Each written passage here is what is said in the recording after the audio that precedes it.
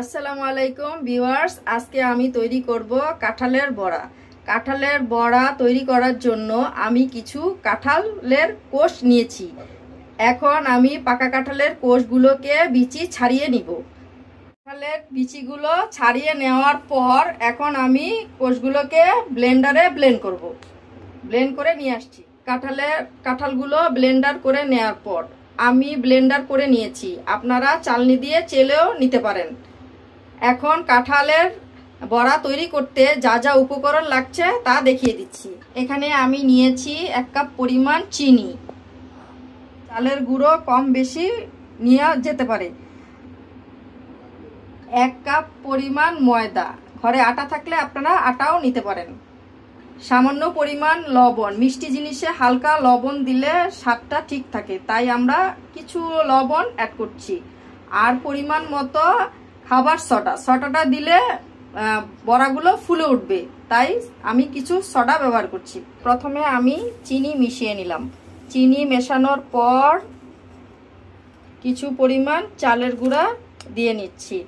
চিনি মেশানোর পর চিনির ভেতর থেকে যে এক্সট্রা পানি বের হবে চালের গুঁড়ায় শুষে নেবে।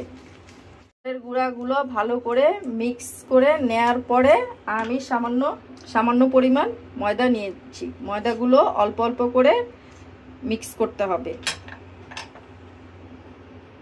ময়দাগুলো মিক্স করার পরে ডোটা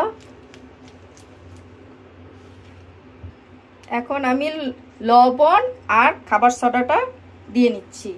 ভালো করে মিক্স করে নিব। মিক্স করে অল্প অল্প করে ময়দাও মিক্স করব।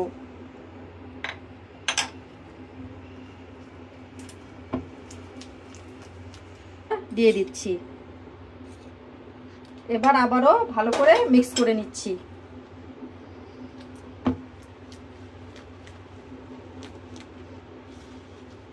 ভালো করে মিক্সড করার পর আমরা 10 থেকে 15 মিনিট রেস্টে রাখবো।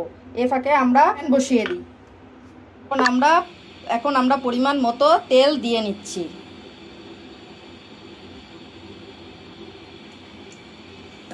তেলটা গরম হলে বলের আকারে শেপ করে গোল গোল শেপ করে আমরা বড়াগুলো ছেড়ে দিব।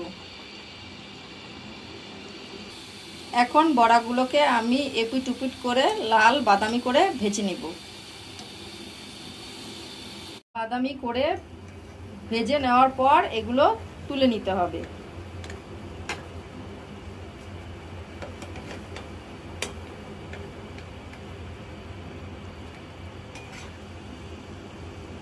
এখন আবার দিয়ে দিচ্ছি। সবগুলো তৈরির পর আপনাদের কাছে ফিরে আসছি। ভিউয়ার্স, তৈরি হয়ে গেল আমাদের পাকা কাঁঠালের বড়া।